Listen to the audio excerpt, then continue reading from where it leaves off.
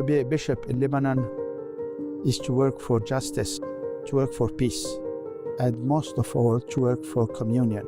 Bishop César Essayan, Apostolic Vicar for the Latin Church in Lebanon, chose a simple motto for his ordination as a bishop: gospel and charity.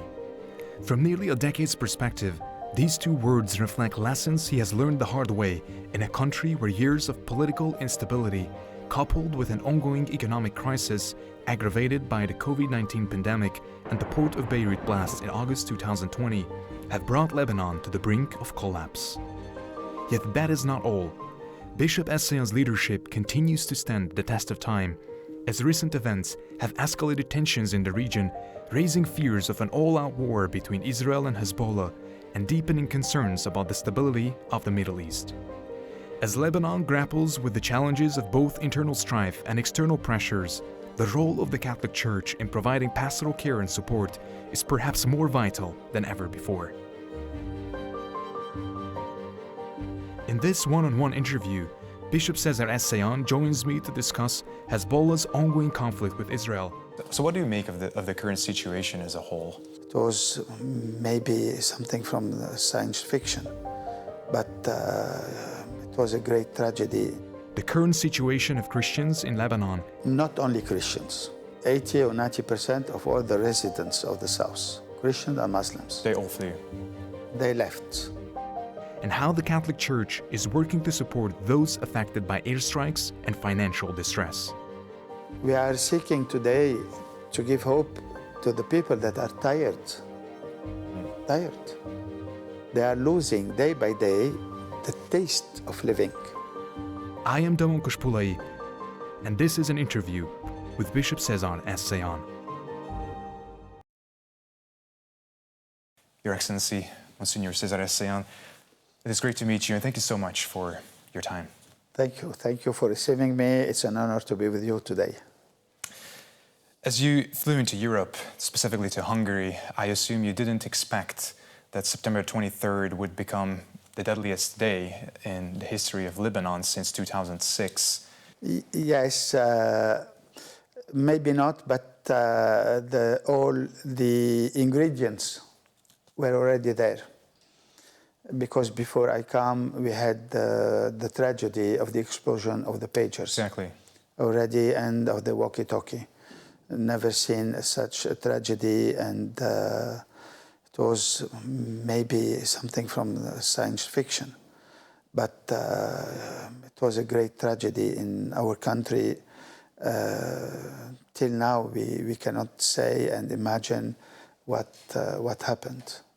What happened at the same moment, to see so many people injured, so many people losing the faculty to see and other faculties, and so many innocent people too, because all the wounded, all the dead were not from the militias of Hezbollah.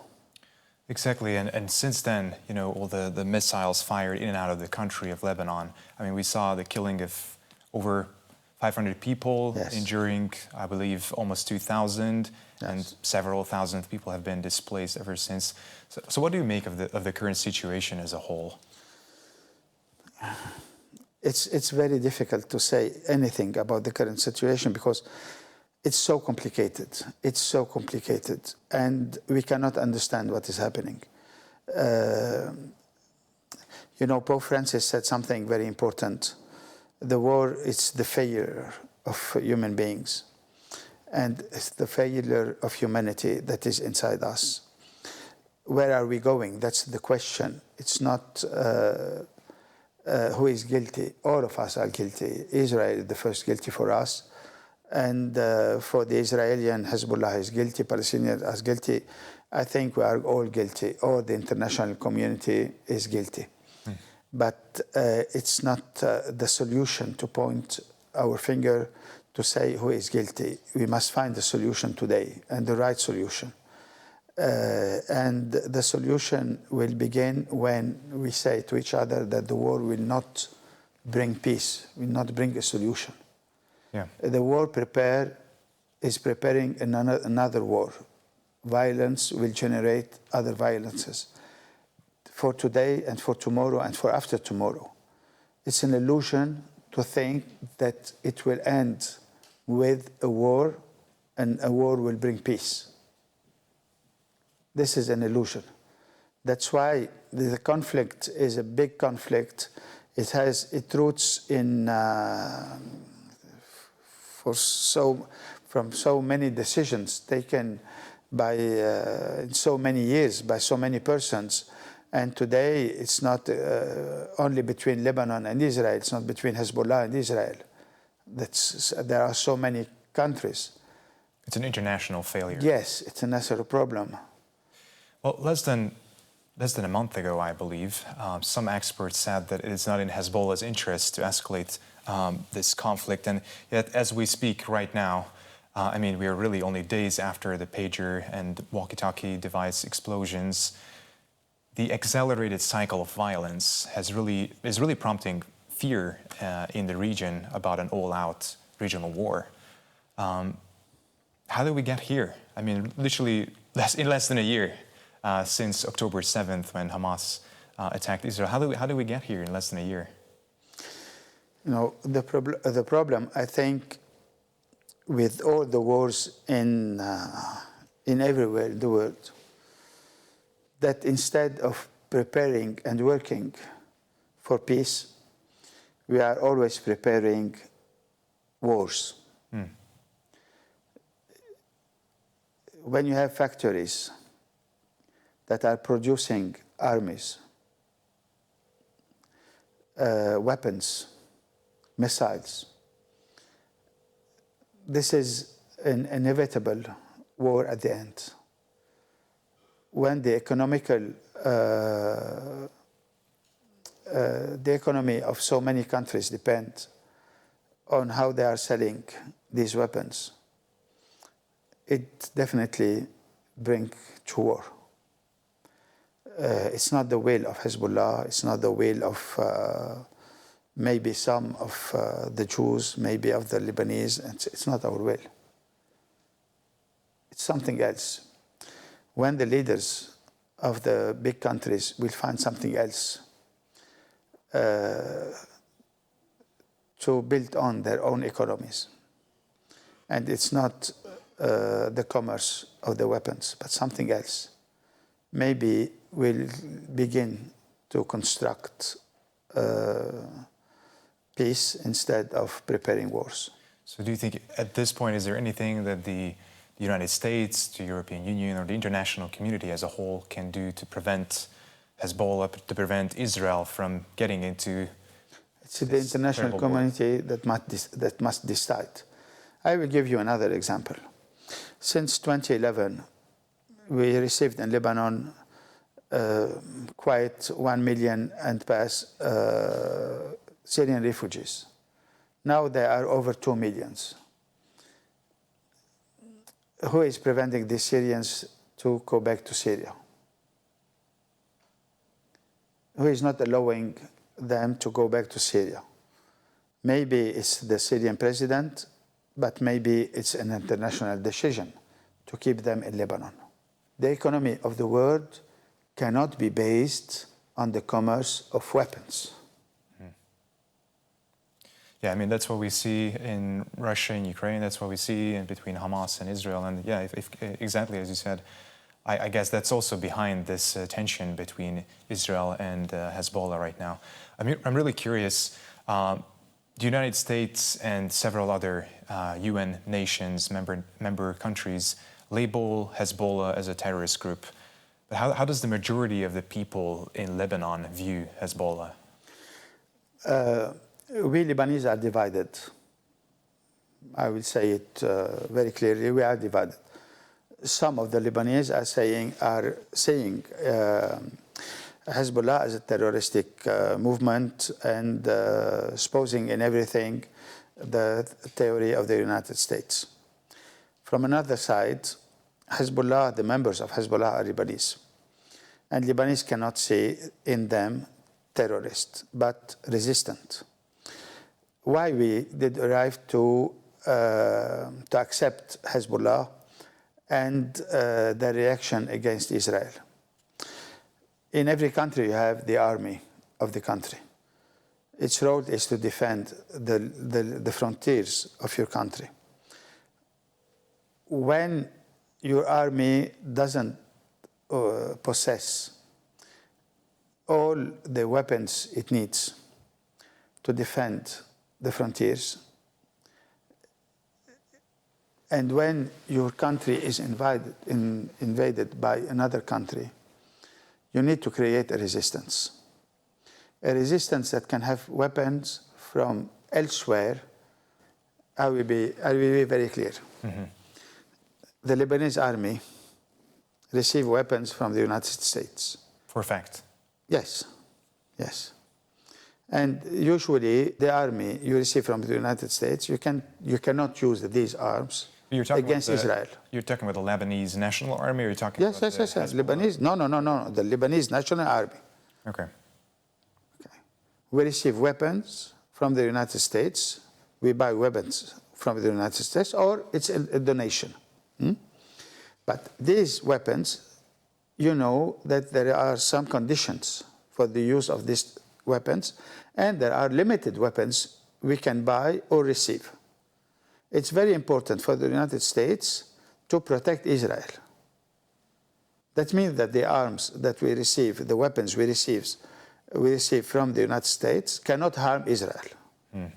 If we are invaded by Israel, how can we defend ourselves with a weapon that we cannot use against Israel? Right. That does talk about serious division within the country. That does explain why you mentioned that it's a seriously divided country. Because Lebanon is a small country. It is not easy for Lebanon to survive. The small country between Syria and Israel, and from the other side we have the sea. We should manage between having a good relationship with Syria, because Israel is an enemy country. We don't have relations with Israel. We are always in conflict with Israel. And from the other side, we have only the sea. From the other side, Lebanon is a strategic country for the United States and for other countries, let's say. And it's a fragile country because we are Christians and Muslim together. Lebanon was born to be a country of the living together. And we wanted it. We wanted Lebanon like this. We had the parliament, 50% Christian, 50% Muslims, and we were living in peace. Before the tragedy of the Palestinians that left Israel and came to Lebanon and has been living in Palestinian camps. And they received the possibility to receive weapons, to train, and to be ready for one day liberate Palestine from Israel. But this is not what happened. We had an internal war in Lebanon. A civil war. Yes, between Lebanese and Palestinians. Then it turned between Christian and Muslim. But it is not true that it was between Christian and Muslim. They used the religion, like everywhere in the world. As an excuse. They exasperated the religious feeling. They created a fundamentalism, an integralism in the Christian part and in the Muslim part, just to create a war between us, to arrive today to some affirmation.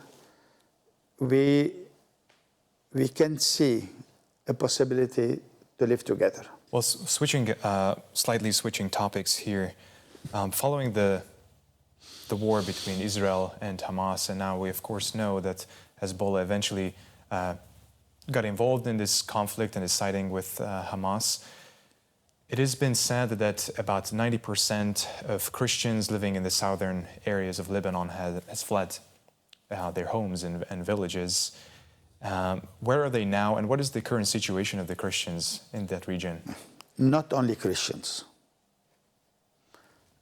80 or 90% of all the residents of the south, Christians and Muslims. They all flee. They left. For example, the Franciscan convent in Tyre in the south received yesterday and before yesterday more than 150 families. Most of them are Shiite. In Beirut, in some of our schools, we received already some hundreds of refugees from the south. They are not specifically Christians. Then we can say, who has parents?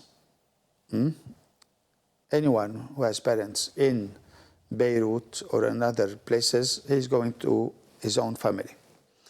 The families who have nobody, they are received in the schools usually, in the public schools at the beginning, and in other structures of the government or of the churches. These are all turned into basically shelters? Yes, yes. The schools are used like shelters. Okay. Most of all, the public schools and the agencies, the different NGOs, are looking to help and to provide food and to provide water and all the necessary. And as a Catholic bishop in Lebanon, what are the biggest challenges that you face as a church, of course, and as leadership, providing pastoral care in such a country plagued by crisis? You know, for us, I faced this situation since I'm bishop. I was appointed bishop at the end of 2016, and the crisis in Lebanon began at the end of 2017 with the rise of the salaries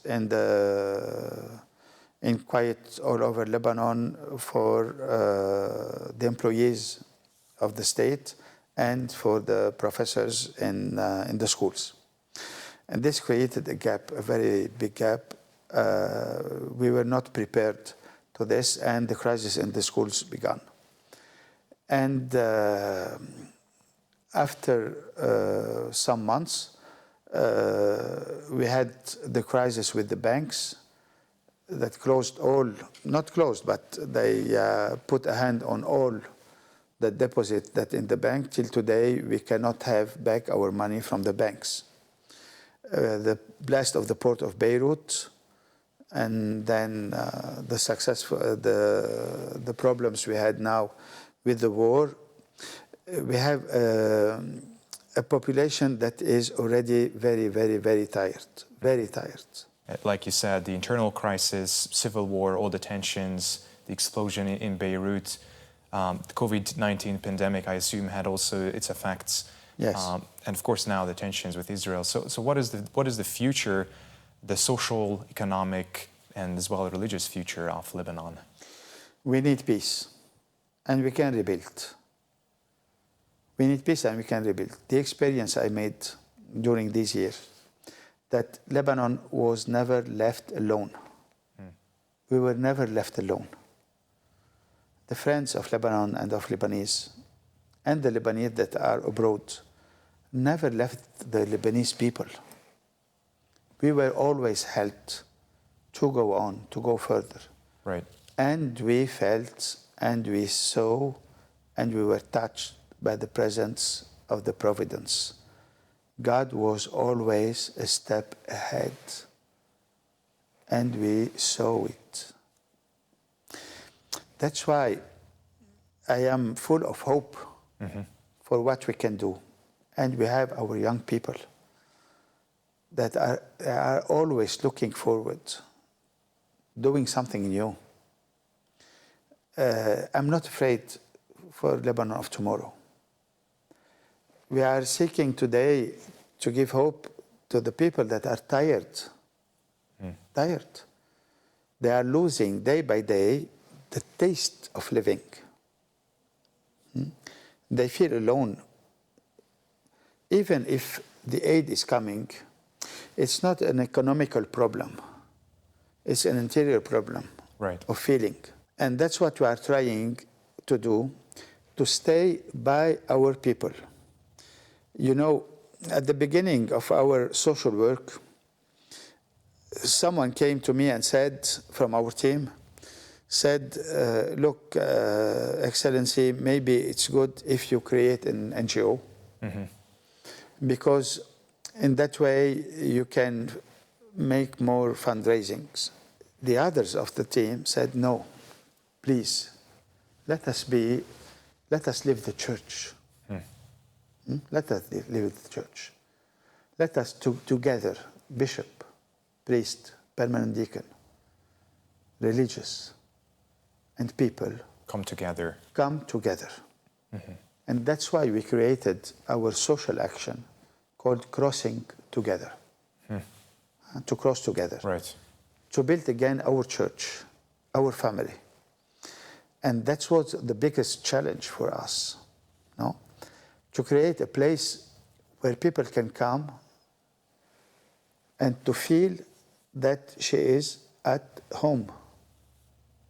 Each person, each woman, each man can feel that he's at home. And I always give this example of a woman passing by. She opened the door and says to the social worker named Nadine, she tells Nadine and she asks her, do you have anyone? And Nadine look around, she said, no, there is nobody, you can enter. A few years ago, you asked the world not for financial aid, but for prayer so that the country can find its vocation. It sounds like it found its vocation, but I'm just curious, because according to other religious leaders in Lebanon, they say that if the war breaks out, it would be a major threat to the historical presence of Christians in the area. Is that your biggest fear also? Yes, but I will explain to you where is my fear. My fear is not a question of number of Christians. It is. When the problem is a problem of number, it remains a problem of number. In the church, it was never a problem of number. In the church, the problem is the problem of fidelity to the gospel of our Lord Jesus Christ, to the faith in our Lord who died and resurrected for us, and how are we going to live our faith according to the gospel and to the teachings of the church. It means nothing that I have 1, 2, 3 millions of Christians that are not living their faith. Because those are just numbers at the end of the day. It's not a question of number. And today, when we are living together as a church, faith is finding its own roots. Our youth people, the young people, the young Lebanese, who are today engaged in the church, these are wonderful young people. Many of them are studying theology. Many of them are spreading the word of God through social media. They only need pastors to accompany them, to help them to stay always in the truth of the faith. Just like the early Christians. Yes. And to go on. It's not important if they are 2,000, 3,000. The second part, if you want, or the second side of the importance of the number, is the visibility. The witness. To witness. Okay? Because when they don't see you as a priest, as a religious, with your own uniform, in a certain way you do not exist anymore if you are present, even if you are present. I will give you the example of the blast of the port of Beirut.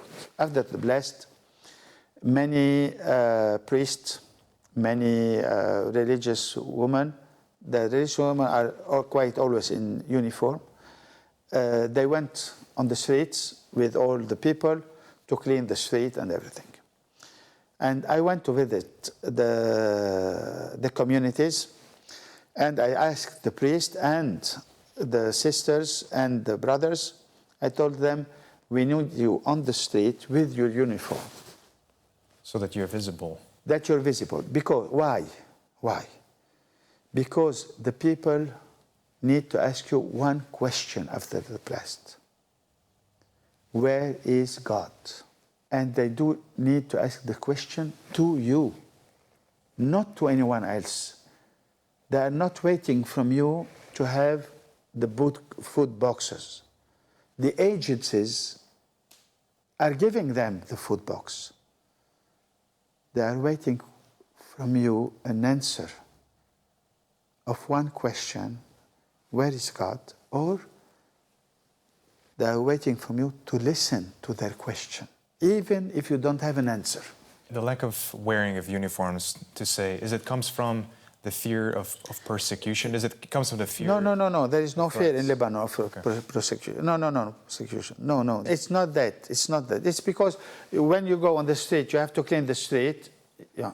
No, it's a presence to see, it's a presence. It's a very important presence to be on the street as a group of priests, religious, and to say we are here as the church in the middle of its own people. Its own people. We are here. Yeah. God is here, and we are here. Because at the end, who is giving the word of God?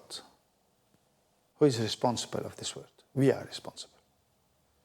And we must make visible this presence. Well, I know you mentioned there's no persecution in Lebanon. I'm curious, have the Catholics, the Christians, have ever been threatened by Hezbollah? Have you ever been threatened by Hezbollah? No. It's another kind of living. It's another kind of threatening. Every political party, even Hezbollah, what's the goal of a political party? Is to take the power. Yeah. Everyone wants to take the power in the country. They are stronger today. Tomorrow, another party will be the strongest. So they don't even view your pastoral care, your efforts, your service to the poorest of the poor as suspicious? No. We gone on and we are baptizing Muslims.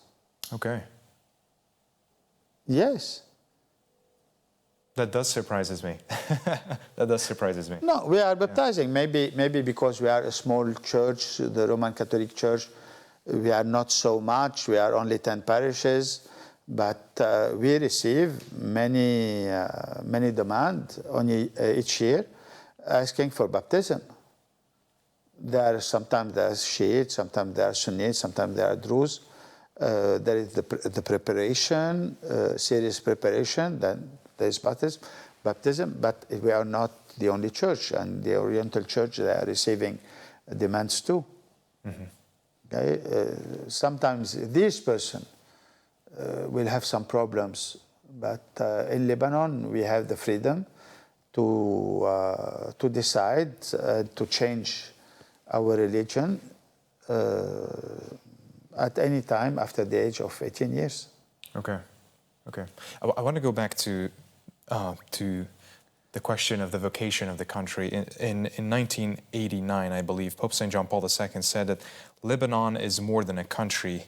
It is a message of freedom and an example of pluralism for East and West. And he believed that if there's peace in Lebanon, there will be peace in the Middle East.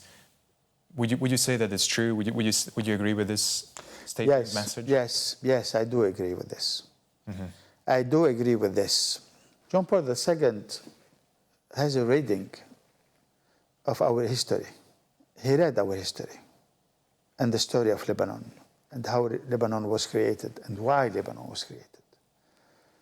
He saw a little bit all the events we have lived.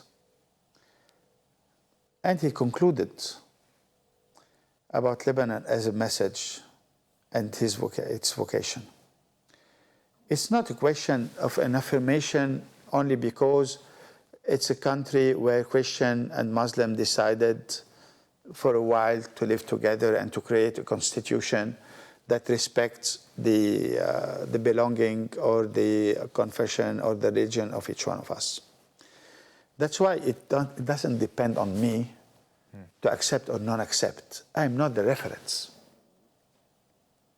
No one of the Lebanese can say, I agree or I do not agree. An affirmation like the one of John Paul II, today we must be a group of religious men, bishops and others, but specialists in history, wise men, and other men from the culture, from the philosophy and others, to stay together and to write again this affirmation of John Paul II with our words as Lebanese, and to write it as a document to specify the identity of Lebanon, an identity that is superior and first, let's say first, to our belonging as Christian, as Muslims, or to our belonging to any other party. Because today, what is prevailing today? Is prevailing today my belonging to a party or to the man of the party, the head of the party. For example, a big number of Christians, all the Christians, we cannot understand that someone is saying, I'm ready to die for Hassan Nasrallah now. You can die for God, you can die for a cause, but you cannot die for a man. But in the meantime, you have Christians that are ready to die for their own head party. We're living in strange times. We're living in strange times. Yes. And we need to put order in our thinking, in our faith, and in each thing. Right. I asked you about your concerns and about the problems, and you did mention briefly what gives you hope, but you've chosen a very simple two-word motto for your service as a bishop. It says gospel and charity. Yes. And it seems like that these words are especially significant during this time of conflict in Lebanon. Yes. Yes. So what gives you hope to bring out this gospel and charity? Does the people, the faith of the people, does the Catholics, the Christians who are actively present there and helping? It's my experience with God. It's my life with Jesus Christ. It's my experience with Him, always present in my life. This is giving me hope.